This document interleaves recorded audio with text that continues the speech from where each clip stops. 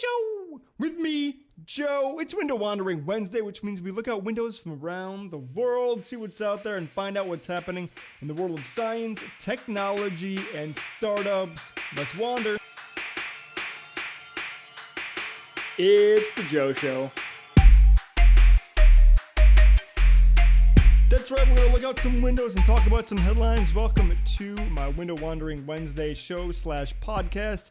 Seems like today we're going to learn about wingsuits, we're going to learn about alligators, we're going to see what Amazon's up to with drugs, and we're also going to learn about them fleets from Twitter. They be hating, but they still fleeting. I think that's how that goes, something like that. Let's grab our first window and see what we've got today. Open up a new window to somewhere in the world. We're using a website called window-swap.com. This is ECE's window over in Tokyo, Japan. I've been lucky to be able to visit Tokyo when I was 18 years old. I absolutely loved it. I can't wait to get back. And an interesting view of Tokyo we have here at ECE's window. It looks like a view of a cemetery, which happens to maybe even be on top of a building. It looks like it's on top of a building. I wonder if this is a common thing in Japan. I'm sure it is because they lack something called space in Tokyo. It's a very, very densely populated city. As you can see, the buildings are very close together, meaning that things like cemeteries, which would traditionally be on the ground in open fields, are on top of buildings. I don't see any like shrines, as there is some Shintoism in Japan, which would have a shrine. But yes, we have a view of a cemetery. Interesting view to submit to this website. Does it look like a very Japanese building though? On the right hand side, we've got a building with like wooden paneling that looks like what you would imagine in Japan. I mean, I can't even describe it. If you've seen a picture of a building in Japan, it looks like that sort of building. Must be the main, I guess, house for the cemetery keeper. Anyways, let's enjoy this view. Let's at least calm and bright as we dive into the news here today or find something interesting. I subscribe to lots and lots of different newsletters, and we find our stories that way. Starting here in Japan, it seems fitting to talk about China's Xi Jinping personally halting Ant's record-breaking $37 billion IPO after boss Jack Ma snubbed government leaders. There's a lot to unpack in this story. There is a big financial group in China called Ant Financial, which is a big technology company that is also a bank, but it has the protections and the valuation of a tech company, though it operates kind of like a bank. And so I believe the Chinese government stepped in to say, hey, maybe this valuation is a little bit out of control, 37 billion. Maybe we need to lower that a little bit. And Xi Jinping, who is the president of China, I guess you could call him the president of China, stepped in and said, no, Jack Ma, you're not allowed to do it. But it seems like in this story, it's also saying that Jack Ma, who owns Ant Financial, and also the Alibaba Group, the Ali Group, maybe he said something negative about the government, which the Chinese government does not like at all. They actually censor media, their whole media, not just some websites. To scrub it of negative comments about the government. So this is a big deal. It will essentially, I guess, half the valuation of $37 billion for Ant Financial. Although the Ant Group has, I guess, already secured over $3 trillion in orders from investors at the time, which is an insane amount of orders, pre-orders of a stock, $3 trillion. I believe that would make them more expensive or more valuable than Apple, which is at a true $2 trillion level, which I talked about on a Window Wandering Wednesday show or a Technology Tuesday show, weeks ago. Regardless, China's Xi Jinping stepped in to halt this record-breaking thing. Who knows if it's actually because they're just talking shit about the Chinese government or if it's because they really do see problems with the valuation. I don't know. I'm not Chinese. I'm not living in China. But I'm curious if any of my Chinese watchers have anything to say about this, if they could let us know in the comments what they think is actually happening. SpaceX also, moving on, successfully launched second crew to space on a first operational mission. SpaceX has launched a second crew into orbit inside its Crew Dragon spacecraft. Crew 1 was Crew Dragon's first operational mission, and the Crew Dragon will automatically dock at the ISS on Monday, the International Space Station, around 11 p.m. Despite Crew Dragon's success so far, some NASA officials are still hesitant to call the ship fully operational. According to a government audit, a seat on the Crew Dragon roughly costs $55 million. I believe if you watch the video of it, the live stream, they actually had a 4-person team going up with a 5th additional passenger being a little baby Yoda doll. How cute. So that is what's going on in space and in China. Right now, big tech, big technology. Let's move on to 2 science and futuristic technology stories. This one is really fun. This next one about a wingsuit. But let's grab a new window here. Say goodbye to this Japanese cemetery and move on to Helen's window over in St. Petersburg, Russia. What do we have here? While that's loading, BMW made the world's first electrified wingsuit is the headline for this article. It reached 186 miles per hour on its first flight. It's pretty dang fast. This is a window over in St. Petersburg, Russia, just loaded. It's a very drab looking window. The skies are a little bit overcast. And we have a lonely plant over here on the right hand side. Yeah, there's not much to say about it. The buildings outside look very weathered and very gray. Tan, like a tan gray. Not the most uplifting window, but I guess if you're having a sad day with some lo-fi music, this is a window you could chill at. Not my choice to talk about this awesome thing, which is an electrified wingsuit. So you know these wingsuits, people put them on, they jump off of a huge cliff somewhere, and then they open up their arms, and there's little wings, almost like little Spider-Man webs, and then they just kind of glide. That's what we're talking about here. BMW, however, has made the first electrified version of that. They developed an electric wingsuit capable of soaring through the sky at speeds of 186 miles per hour. Professional skydiver and base jumper Peter Salzman, who was part of the development process, completed the maiden flight over the mountains of Austria. Hey, that's nearby. After being dropped at 10,000 feet by a helicopter. The E-wingsuit is powered by a chest-mounted rig that can produce thrust for up to 5 minutes. A 2-minute video of the maiden flight is in the article, along with some photos. Let's check it out. Get away from this drab Russian window and check out a dope BMW E-wingsuit. We're electrifying all sorts of picture of it. It is much bigger wings than I was imagining it. The wings connect from his arms all the way down to his feet.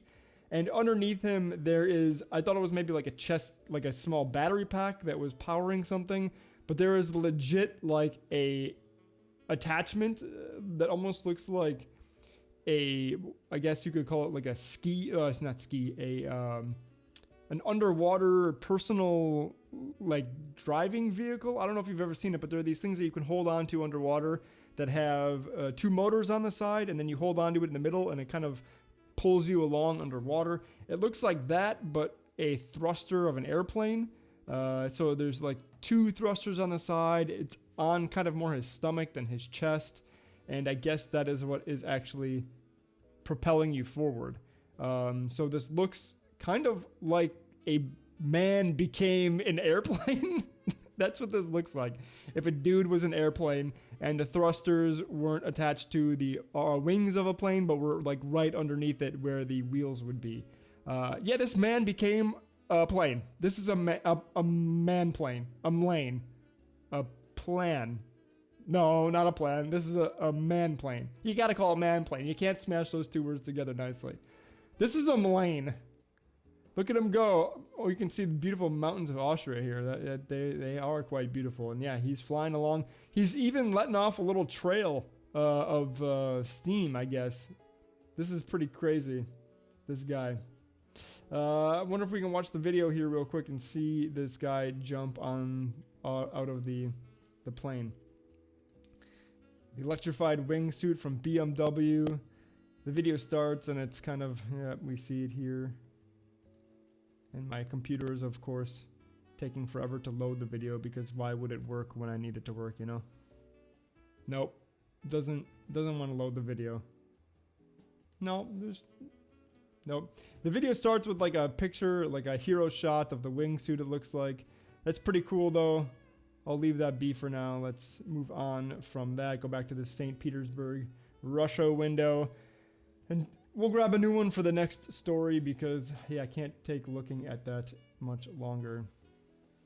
We got Antonio's window over in Chicago, Illinois, to talk about scientists growing bigger monkey brains using human genes replicating evolution. Scientists from Germany and Japan recently published a study detailing an experiment where they inserted specific human genes into monkey fetuses to make their brains bigger. The insertion of the gene resulted in folding of the brain, an increasing in the size of the monkey's neocortex, an increase in the upper layer neurons. Due to ethical reasons, the fetuses were removed through C-section after 100 days of growth. I believe that means they did not let them grow to be full monkeys, but they think that doing this, inserting these genes into these fetuses, could result in smarter monkeys, or monkeys that can maybe think critically and become closer to humans. As science states, humans evolved from monkeys, and so this is scientists attempting to, I guess, see how that exactly happened, but due to ethical reasons, had to stop short of actually producing these monkeys and seeing what happens. We did load the window in Chicago while we were talking about these monkey brains, which I think is pretty fascinating. I'm sure that there's got to be scientists in China that are going to try this exact same thing and not remove the monkeys after 100 days of growth. They'll let it go through, and then we'll find out about it, 2 years later when the monkey's grown up and it is attending high school, or not high school, attending kindergarten with a bunch of Chinese kids. But this window over in Chicago, Illinois, it's a nice view of an alleyway between two buildings, higher up, so we can't really see the street below. Got some plants on the windowsill, and in the middle there's a wooden column, and on it is a pan, a cast iron skillet, adding just a little bit of personality to this window. Pretty nice window over in Chicago, Illinois, and very interesting story about those monkey brains, which also leads me to my story about alligators here. A giant gator invaded a Florida golf course during Hurricane ETA. A massive alligator video went viral on Twitter after it went for a walk on a golf course during the Hurricane ETA. The 12-second video is available on the link. Well, the exact size of the gator can't be determined from the videos. The largest gator on record in Florida was 14 feet, 3.5 inches long. That's a big gator. There's so many delicious gator bites you can make with a gator that size. I don't know if you've ever had gator bites, but over in New Orleans, you can get some delicious, it's kind of like chicken nuggets, but they're gator nuggets made out of gator meat. It tastes very similar to chicken, has a little bit different flavor profile, but about the same, and a little bit different texture, maybe a little bit, tougher to chew, but very good, especially deep fried with some jerk sauce over there in New Orleans. Some gator bites, very good. Let's see what this giant gator looks like. We gotta find out if the video will load, which of course it probably will not, because my computer is a pile of junk. Regardless of its size, it's somewhat peculiar. That the beast decided to roam during a storm. Viral gator video. Gators are pretty crazy. I mean, they're pretty much relics of the dinosaur era. If you take a gator and you slap it together with a bird, you pretty much have a dinosaur. Here we go. Here's some images of the massive gator. Holy cow, that thing is huge. That looks like a dinosaur. That is a monster gator. In fact, I would say most of this alligator is tail. Its tail looks like it's almost double its body. It is a big boy though. Very big alligator. It's outside. You can see it roaming around. There is a nice perspective here as there is a grill right next to it. So you can kind of imagine the grill size and then project how big the alligator would be from that video. Yeah. Someone else is saying it's a dinosaur on Twitter. Of course, it is a GD. Oh, here's a video of it moving. Oh my God, that thing is so big. It is a dinosaur. That's a big boy. I would not want that thing coming at me while I'm swimming. Not at all. Big old gator. It's pretty cool. Why it went swimming though, or why it went for a walk during a storm, who knows? Maybe because it was wet outside, so it could, walk around and still feel like it was a little bit underwater. Gators. Gotta try those gator bites. Let's see here. San Diego, California, Art's window. Art. I had a grandpa Art who sadly passed away. I'm trying to remember if Art farted a lot. He's a goofy dude. Them Art farts. San Diego, California. We got Art's window. What a cool window, actually. So this is 2 windows. You can see it is a corner of a room, and it's overlooking what seems to be a park in the middle of San Diego. And then in the room, because you can actually see in the room, there's 2 chairs with a little with blankets over them, and a little table in between them with a plant on it, a guitar in the background, and a bongo drum. This is a pretty nice apartment and a nice window. Very cozy, very comforting, and what a nice view. What nice weather too. Super sunny outside and not a cloud in the sky. San Diego does have amazing weather. If you want to move somewhere that has amazing weather, you can definitely move to San Diego, although they do have a homeless problem. There's a lot of homeless people in San Diego, so if you do move there, you got to be wary of that. But this is a nice window regardless.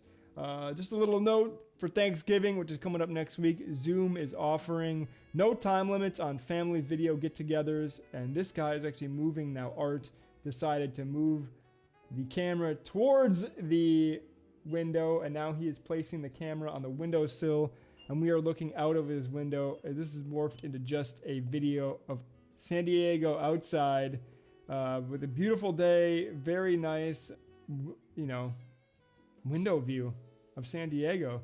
Pretty cool. Pretty cool. As I was saying, though, Zoom is offering no time limits on family get-togethers for Thanksgiving. So if you're living virtually, take advantage of that. Normally, video conferences are limited to 40 minutes unless you pay a $15 per month fee. But that limit is going to be lifted from midnight Eastern Time on November 26th through 6 a.m. Eastern Time on November 27th. Zoom now services 3 million daily video meetings each day, and we'll do more than 3 trillion meeting minutes this year. That's incredible. But if you're looking to take advantage of it, hop on it. Zoom is free for Thanksgiving. Let's just enjoy this view of San Diego for a little bit more. So nice. The Balboa over there in the background. Don't know what it is, if it's a theater or a hotel, but it's got a nice little dome on top of it. Looking very cool. Amazon jumps into the pharmacy business with online prescription fulfillment. This is very important for the United States. It also includes free delivery for Prime members. Amazon Pharmacy has launched in the U.S. The service will allow customers to order prescription medications for home delivery with free delivery for Amazon Prime members. Amazon has been trying to enter into the $300 billion pharmacy market for several years, acquiring PillPack in 2018 for its pharmacy software, fulfillment centers, and relationships with health plans. Amazon Pharmacy will accept most forms of insurance, and it has tools to verify physician orders and detect fraud. Some personal information will be collected as it is required by law to provide a pharmacy care. Amazon will not deliver Schedule II controlled medications, and it won't be offering vitamins and supplements through its service. Pharmacy data will be kept separate from other data that Amazon collects, supposedly.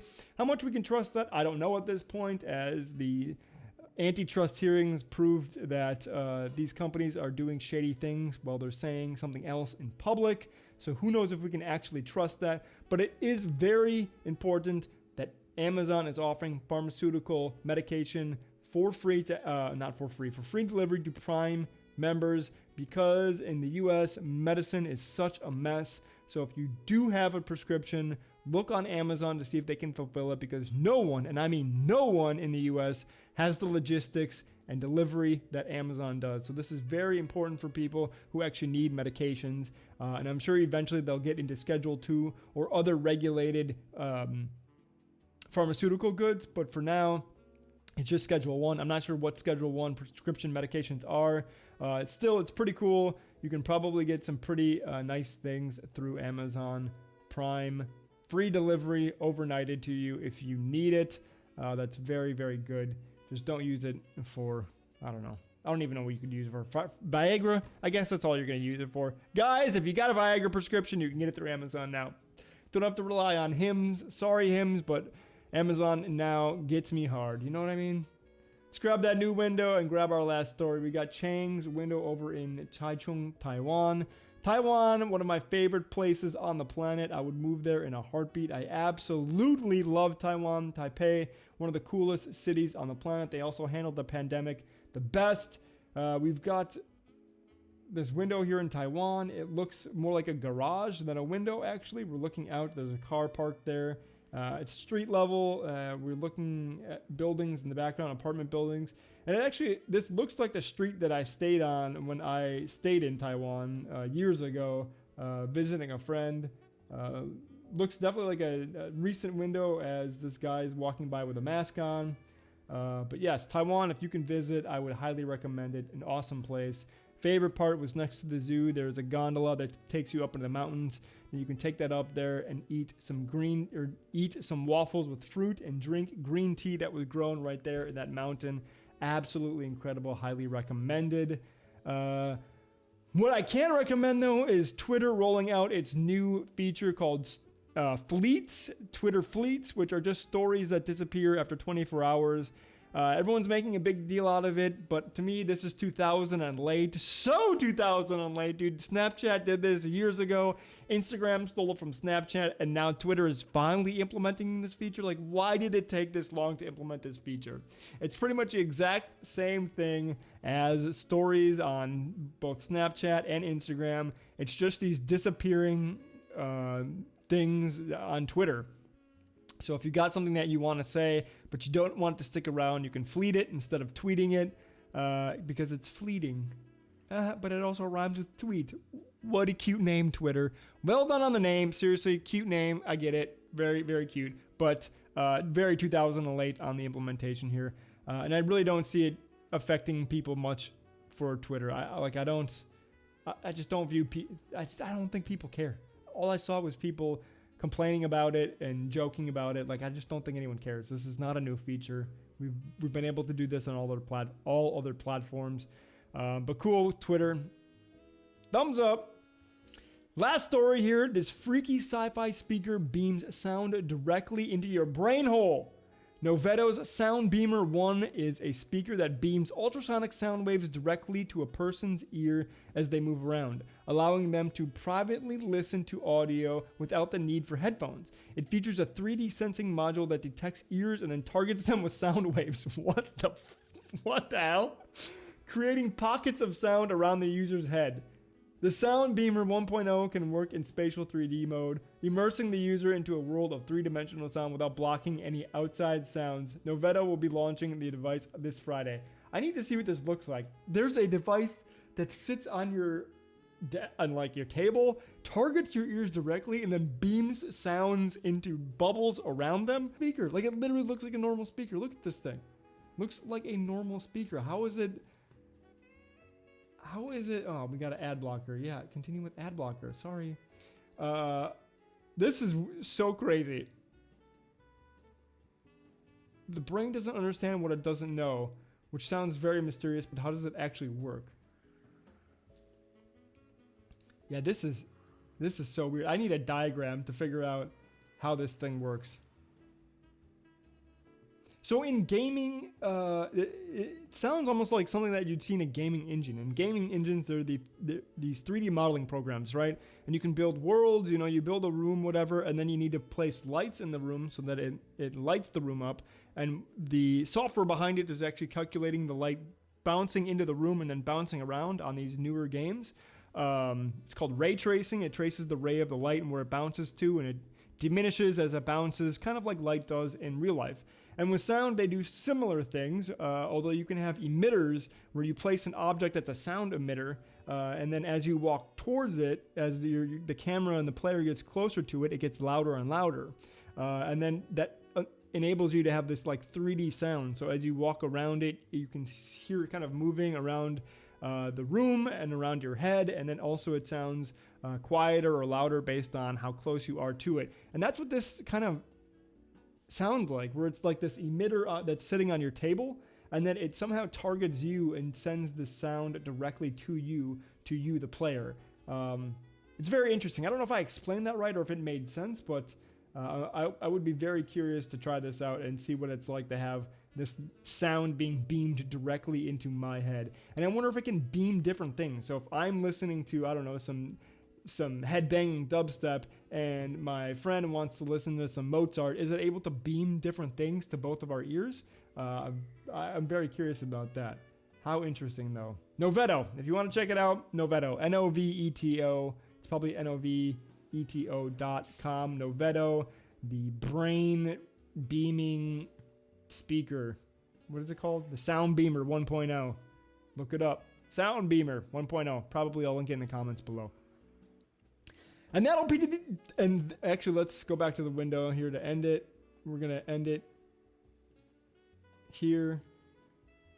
From Taiwan, one last look at Taiwan. Hi, Taiwan. Nice garage.